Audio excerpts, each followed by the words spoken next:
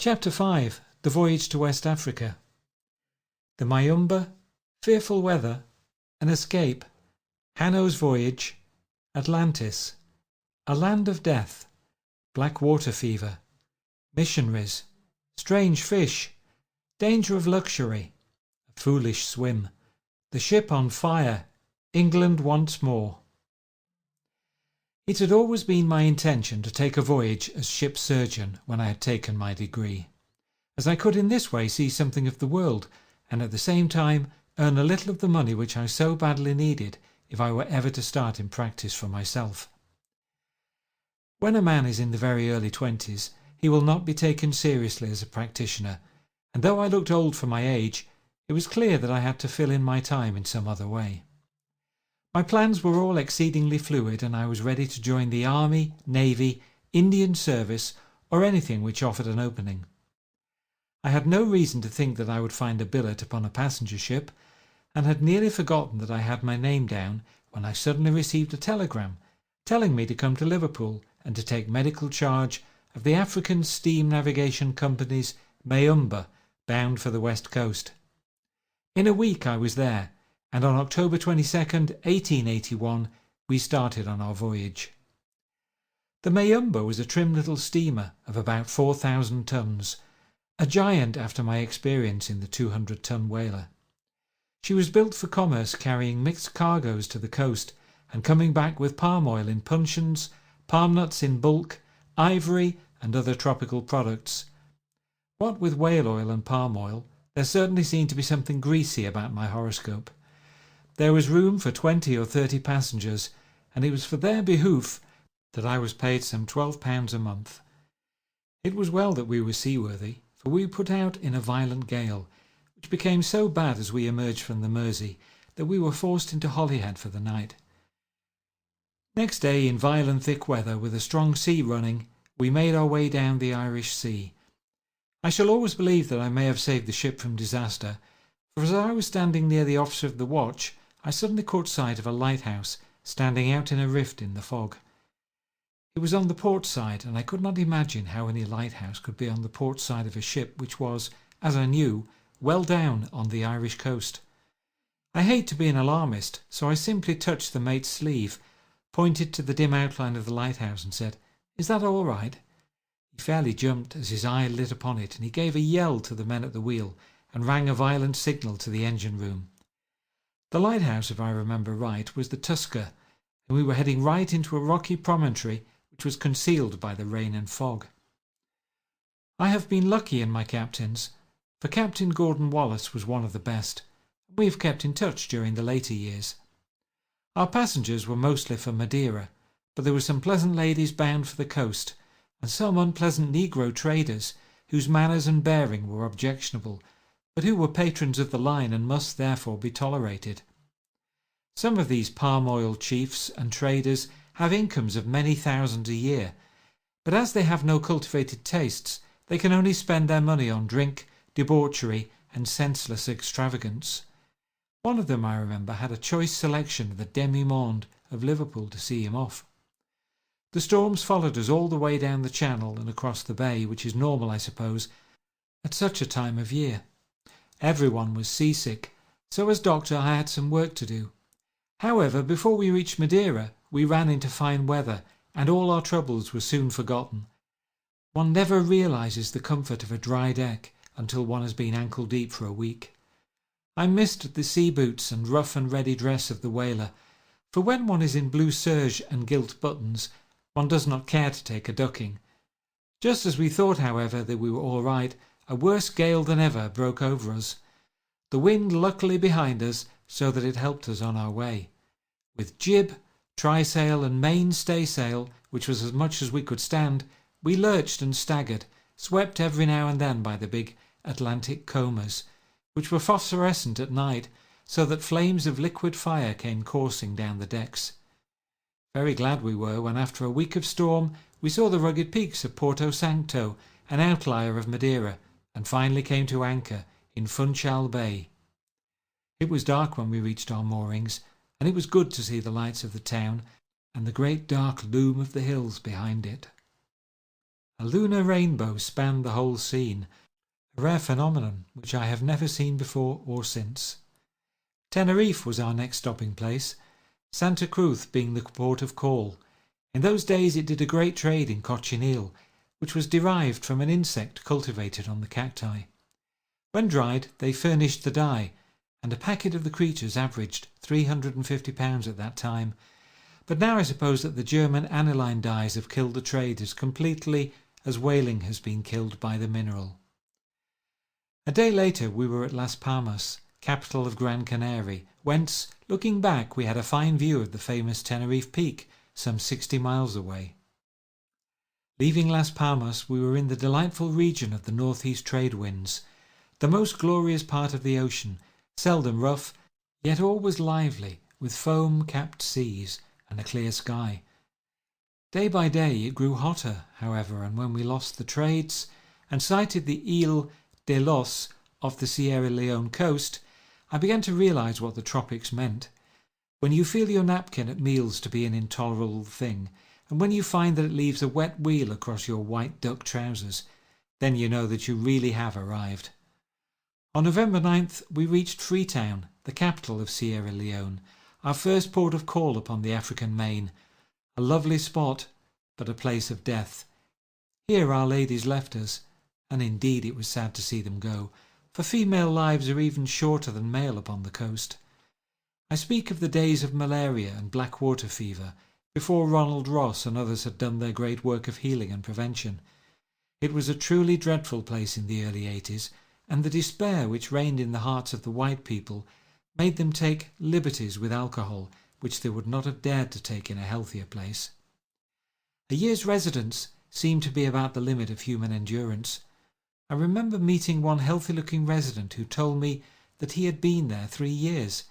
When I congratulated him, he shook his head. "I am a doomed man. I have advanced Bright's disease," said he. One wondered whether the colonies were really worth the price we had to pay. From Sierra Leone we steamed to Monrovia, which is the capital of the Negro Republic of Liberia, which, as the name implies, was founded mainly by escaped slaves. So far as I could see, it was orderly enough, though all small communities which take themselves seriously have a comic aspect.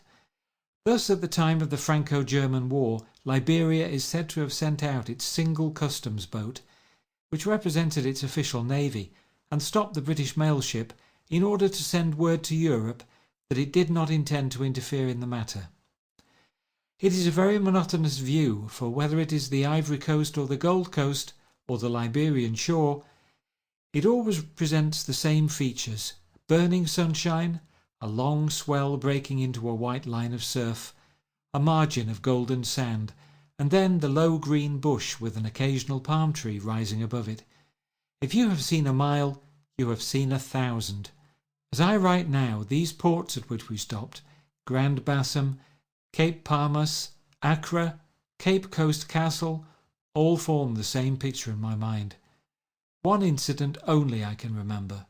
At some small village, the name of which I have forgotten, there came off a tall young Welshman in a state of furious excitement. His niggers had mutinied, and he was in fear of his life. "There they are, waiting for me," he cried, and pointed to a dusky group upon the distant beach. We offered to take him on, but he could not leave his property, so all we could do was to promise to send a gunboat up from Cape Coast Castle. I have often wondered how such people got on after the German menace compelled us to draw in all our outlying fleets. This coast is dotted at night with native fires, some of them of great extent, arising no doubt from their habit of burning the grass. It is interesting that in Hanno's account of his journey down the coast, the only piece of Carthaginian literature which has reached us, he talks also of the fires which he saw at night. As he speaks of guerrillas, it is probable that he got as far as the Gaboon, or south of the line. He saw great volcanic activity, and the remains of it is still visible at Fernando Po, which is almost all volcanic. In Hanno's time, however, the hills were actually spouting fire, and the country was a sea of flame, so that he dare not set foot on shore.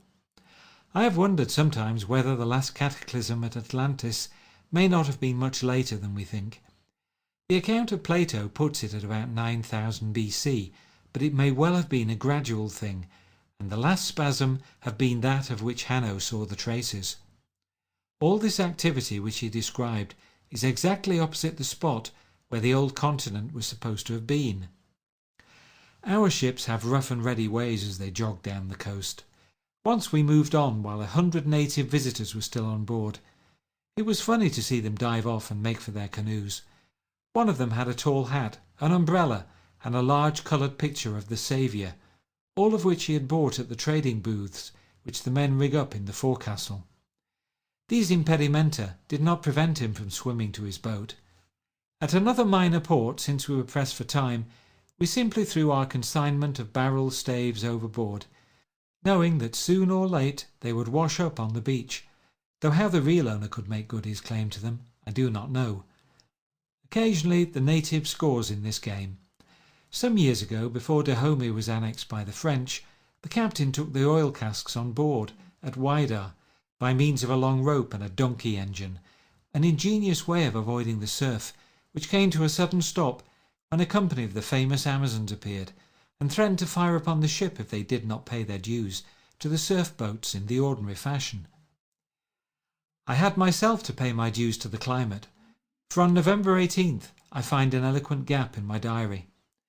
We had reached Lagos, and there, rolling in a greasy swell off that huge lagoon, the germ or the mosquito or whatever it was reached me, and I was down with a very sharp fever.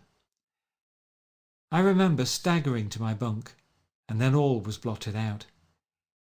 As I was myself doctor, there was no one to look after me, and I lay for several days fighting it out with death in a very small ring, without a second. It speaks well for my constitution that I came out a victor. I remember no psychic experience, no vision, no fears, nothing save a nightmare fog, from which I emerged as weak as a child. It must have been a close call, and I had scarcely sat up before I heard that another victim, who got it at the same time, was dead.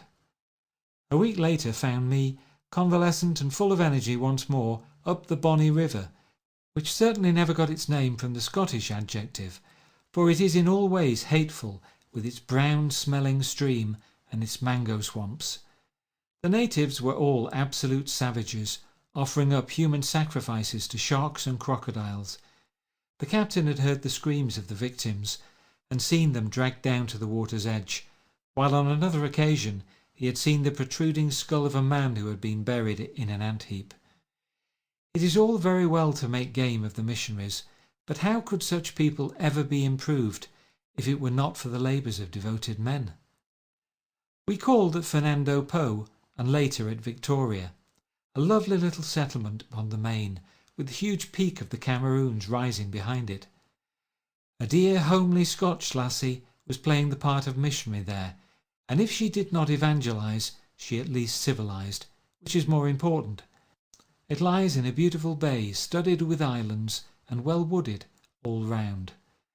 For some reason the whole style of the scenery changes completely here, and it is the more welcome after the 1,000 miles of monotony to the north. All this land went, for some reason, to Germany later, and has now reverted to the French, who are not as a rule good colonial neighbours. I went ashore at Victoria, and I cannot forget my thrill when what I thought was a good-sized bluebird passed me, and I found that it was a butterfly. To reach Old Calabar we had to steam for 60 miles up the Old Calabar River, the channel lying so near the shore that we brushed the trees on one side. I lay in wait with my rifle, but though I saw the swirl of several alligators, none emerged. Old Calabar seemed the largest and most prosperous place we had visited, but here also the hand of death was over all, and it was eat, drink, and be merry, for the old and unsatisfactory reason. Here again we met one of these young lady pioneers of civilization. Civilization is the better, but it is a stern and dreadful call which summons a woman to such a work. Getting a canoe, I ascended the river for several miles to a place called Creektown. Dark and terrible mangrove swamps lay on either side, with gloomy shades where nothing that is not horrible could exist. It is indeed a foul place. Once in an isolated tree, standing in a flood, I saw an evil-looking snake, worm-coloured and about 3 feet long. I shot him and saw him drift downstream. I learned later in life to give up killing animals, but I confess that I have no particular compunctions about that one. Creektown is in native territory, and the king sent down a peremptory order that we should report ourselves to him, but as it sounded ominous and might mean a long delay, we got our paddles out and were soon back in British waters. I had a curious experience one morning. A large ribbon-shaped fish, about 3 or 4 feet long, came up and swam upon the surface near the ship. Having my gun handy, I shot it.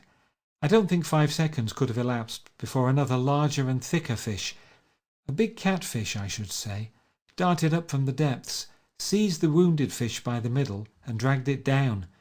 So murderous is the food search, and so keen the watch in nature. I saw something similar in the mixed tank of an aquarium once, where a fish stunned himself by swimming against the glass front and was instantly seized and devoured by his neighbour. A strange fish to which I was introduced at Calabar was the electrical torpedo fish. It is handed to you in an earthenware saucer, a quiet little drab creature about 5 inches long, and you are asked to tickle its back. Then you learn exactly how high you can jump. The death-like impression of Africa grew upon me. One felt that the white man with his present diet and habits was an intruder who was never meant to be there, and that the great sullen brown continent killed him as one crushes nits. I find in my diary, "O Africa, where are the charms that sages have seen in thy face? Better dwell in old England on arms than be rich in that terrible place." The life aboard ship, however, was an easy and in some ways a luxurious one, too luxurious for a young man who had his way to make in the world. Premature comfort is a deadly enervating thing. I remember considering my own future. I stood upon the poop with a raging thunderstorm around me, and seeing very clearly that 1 or 2 more such voyages would sap my simple habits, and make me unfit for the hard struggle which any sort of success would need. The idea of success in literature had never crossed my mind. It was still of medicine only that I thought, but I knew by my Birmingham experience how long and rough a path it was for those who had no influence and could not afford to buy. Then and there I vowed that I would wander no more, and that was surely one of the turning points in my life. A wander-yar is good, but 2 wander-yar may mean damnation, and it is hard to stop. I find that on the same day of fruitful meditation I swore off alcohol for the rest of the voyage. I drank quite freely at this period of my life, having a head and a constitution which made me fairly immune, but my reason told me that the unbounded cocktails of West Africa were a danger, and with an effort I cut them out. There is a certain subtle pleasure in abstinence, and it is only socially that it is difficult. If we were all abstainers as a matter of course, like the real Mahomedans, none of us would ever miss it. I did a mad thing at Cape Coast Castle, for, in a spirit either of bravado or pure folly, I swam round the ship, or at least for some length along her and back again. I suppose it was the consideration that black folk go freely into the water which induced me to do it. For some reason, white folk do not share the same immunity. As I was drying myself on deck, I saw the triangular back fin of a shark rise to the surface. Several times in my life I have done utterly reckless things with so little motive that I have found it difficult to explain them to myself afterwards. This was one of them. The most intelligent and well-read man whom I met on the coast was a Negro, the American consul at Monrovia. He came on with us as a passenger. My starved literary side was eager for good talk, and it was wonderful to sit on deck discussing Bancroft and Motley, and then suddenly realize that you were talking to one who had possibly been a slave himself, and was certainly the son of slaves. He had thought a good deal about African travel. The only way to explore Africa is to go without arms and with few servants. You would not like it in England if a body of men came armed to the teeth and marched through your land. The Africans are quite as sensitive. It was the method of Livingstone as against the method of Stanley. The former takes the braver and better man. This negro gentleman did me good, for a man's brain is an organ for the formation of his own thoughts, and also for the digestion of other people's, and it needs fresh fodder. We had, of course, books aboard the ship, but neither many nor good. I cannot trace that I made any mental or spiritual advancement during the voyage, but I added one more experience to my chaplet, and I suppose it all goes to some ultimate result in character or personality. I was a strong, full-blooded young man, full of the joy of life, with nothing of what Oliver Wendell Holmes calls pathological piety and tuberculous virtues. I was a man among men. I walked ever among pitfalls, and I thank all ministering angels that I came through, while I have a softened heart for those who did not. Our voyage home, oil gathering from port to port on the same but reversed route, was uneventful until the very last stride, when just as we were past Madeira, the ship took fire. Whether it was the combustion of coal dust has never been determined, but certainly the fire broke out in the bunkers, and as there was only a wooden partition between these bunkers and a cargo of oil, we were in deadly danger. For the first day we took it lightly as a mere smoulder, and for a second and third day we were content to seal the gratings as far as possible, to play down on it with the hose, and to shift the coal away from the oil. On the fourth morning, however, things took a sudden turn for the worse. I copy from my logbook. January 9th. I was awakened early in the morning by the purser, Tom King, poking his head in at my door, and informing me that the ship was in a blaze, and that all hands had been called and were working down below. I got my clothes on, but when I came on deck, nothing was to be seen of it save thick volumes of smoke from the bunker ventilators and a lurid glow down below. I offered to go down, but there seemed to be as many working as could be fitted in. I was then asked to call the passengers. I waked each in turn, and they all faced the situation very bravely and coolly. One, a Swiss, sat up in his bunk, rubbed his eyes, and in answer to my remark, "The ship is on fire," said, "I have often been on ships that were on fire. Splendid mendax, but a good spirit." All day we fought the flames, and the iron side of the ship was red hot at one point. Boats were prepared and provisioned, and no doubt at the worst we could row or sail them to Lisbon, where my dear sisters would be considerably surprised if their big brother walked in. However, we are getting the better of it, and by evening those ominous pillars of smoke were down to mere wisps. So ends an ugly business. On January 14th we were in Liverpool once more, and West Africa was but one more of the cinema reels of memory. It is, I am told, very much improved now in all things. My old friend and cricket companion, Sir Fred Guggisberg, is governor at Accra, and has asked me to see the old ground under very different auspices. I wish I could, but the sands still run, and there is much to be done.